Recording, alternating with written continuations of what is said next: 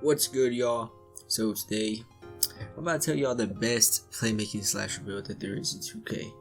So here I'm just filling out the basic stuff, like pretty much. So a lot of people make that pure playmaker pie chart. Y'all know which one I'm talking about, but like the pure playmaker pie chart, which I really don't even see as a real slashing playmaker, to be honest. And other times they use the half defending, half playmaking pie chart, but I don't really like that one either. So today I'm about to tell you about the most slept on pie chart, the half slashing, half playmaking pie chart, which like nobody uses for no reason. So when I made my build, I was a playmaking slasher last year pretty much, so I was looking for a high vertical, high speed. So I actually went with the half agility, half vertical pie chart, which I think is better than like the pure agility pie chart, because you're getting a lot more vertical, which is going to help your dunking a lot more than if you just had agility. So that's why I kind of went for this pie chart right here, the 92 speed, 95 vertical. Yeah, and you're still going to get like a 94, 96 speed whenever you're like that 95 overall and you're starting to go up in the world. So I think this is the best pie chart here for a slasher, like an actual slasher. So go ahead and pick this pie chart. Now for my attributes, so pretty basic. This build actually allows you to get, Hall of Fame shooting badges, or not Hall of Fame shooting badges, but Hall of Fame finishing badges, which the other build doesn't, which is another like downside to the other type of build. You're gonna get like, I think it's like 26 something playmaking badges on the other build, but it's just like you're getting actual Hall of Fame finishing badges, like that Hall of Fame fancy footwork, Hall of Fame everything. So go ahead and max out, I think, everything except post hook. Post hook you want to leave to like a 60, around that 60 area, but I'm pretty sure I just went to whatever got 23 finishing badges. 23 finishing badges kind of give you a lot of like diversity in your badges. You can do a lot of things with 23 finishing badges. You can have 5 Hall of Fame and then a gold, and yeah, the finishing badges is definitely important right here. Then shooting, go ahead and max out everything. Okay, so shooting on this build is a lot better than what you think it would be. You're gonna get, I think it's like 12. I think I went for 12 shooting badges actually. You're gonna get 12 shooting badges, and the other build only has 15, which is, not that big of a difference. But you do see this, the 3-point shot right there is a 66 or a 64. It's gonna go up to 66 with your wingspan, but that 64 3-pointer isn't even that bad. Like it's definitely not as good as like the 70 something that you get on the other build, but you're gonna see later in the video, like I green almost everything that I take. If it's wide open, I green it. And then let's go to playmaking. Pass accuracy, very important. Ball handle, very important. You want to get, I think on this build I went for 23 playmaking badges, so you're gonna go, oh wait, what? You're gonna want to go somewhere around that 23, 20 something playmaking. Oh, I actually went lower than 23. I actually went for 21 playmaking badges, which I think is actually the amount that I have on my actual build. But then you want to go ahead and max out these like key stats. You want to max out perimeter defense and lateral quickness. Now I think I went back up into the build and I took off some of those like things that don't really affect the badges. So like I may have brought down my post fade, my post hook a little bit, and got those extra badges for defense. So the way to get, so on my build I have 23, 12, 21, and 4. So I think I just went up, took off a couple for post hook, just so I can keep that 23 finishing.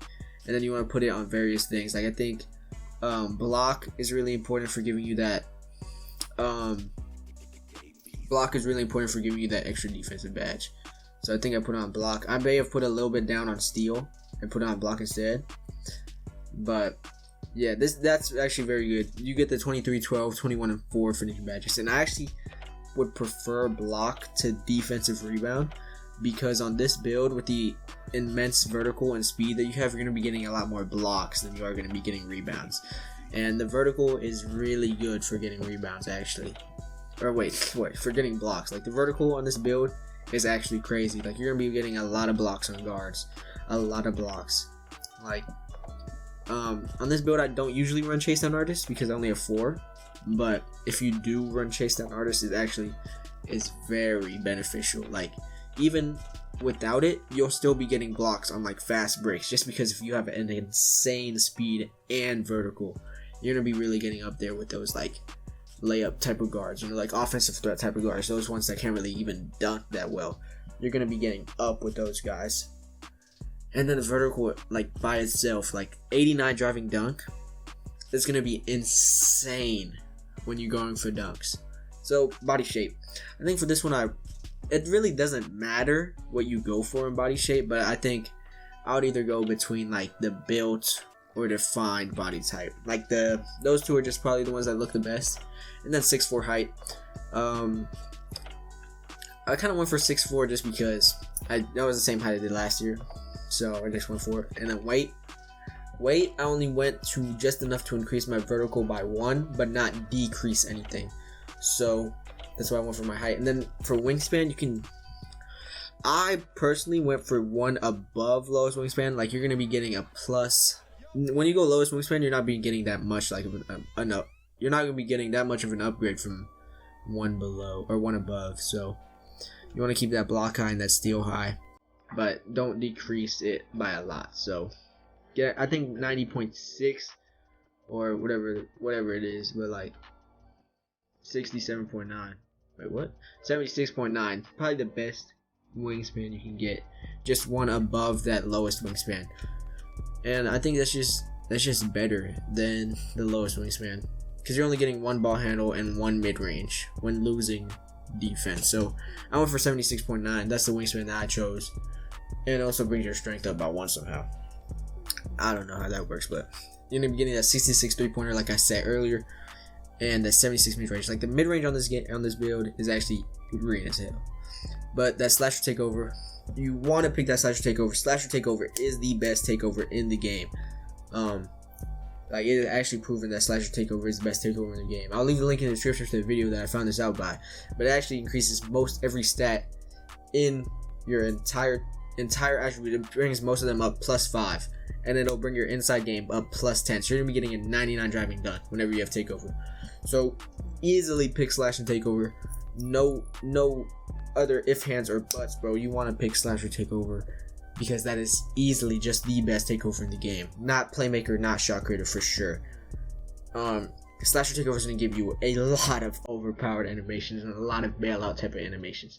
So let's go ahead and switch into some of the highlights. Alright, so build, pretty good defense.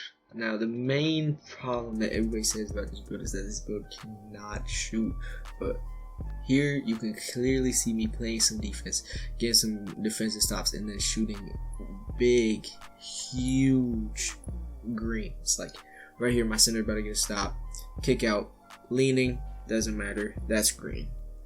Exact same build that I'm telling y'all about, green. Just green after green after green.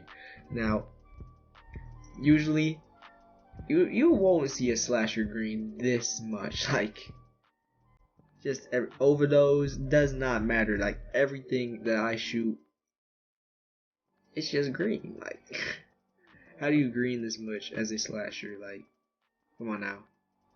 Go ahead and do the spin, backwards, steezo, green. Come on now. Too much room. Do not leave this build open. It's really all in the hands of the beholder, guys. Like, do I have to drop the jump shot, bro? Like, come on. Like, this build, you cannot leave it open just for a second. Now, the best thing about this build is it gets 3 contact dunk packages: small, pro, and elite. Now, I just jumped over that dude. Like, come on. But this build is insane. Dunking on people without takeover, because you have 3 sets of contact dunks. Center makes a down court pass. I don't care. Fast break, I'm taking that up. 2 people, 3 people, does not matter. This build finishes almost anything that you throw at it.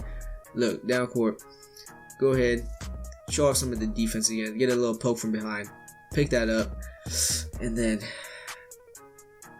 you can just imagine what happens there. So here we're in the zone. Switching. Good rotations. Baiting the pass. Stealing that. Running it down court because you get down court, or you get downhill on pretty much whatever you want, and just throwing it down. Like, this build is an absolute monster of a build, y'all. And personally, I think that if you're looking for a new build, this is especially a very good pro-am build, that you should pick this build up. It's going to be able to shoot when you're open, play solid defense, and just throw down almost anything you want. So, pro-am videos, I always live stream pro-am on my channel because pro-am is one of my favorite things to do in this entire 2K, and I love isoing. So those videos are on my channel. I'm gonna be live streaming those a lot, so subscribe if you want to see some live streams of me playing Prime and just twos on this build because I love isoing and I love playing Prime. So let me know if y'all want to see the jump shot because I know y'all see how many greens there were. So go and let me know if you want that. Leave a like, subscribe, all that junk. And I'll see y'all later.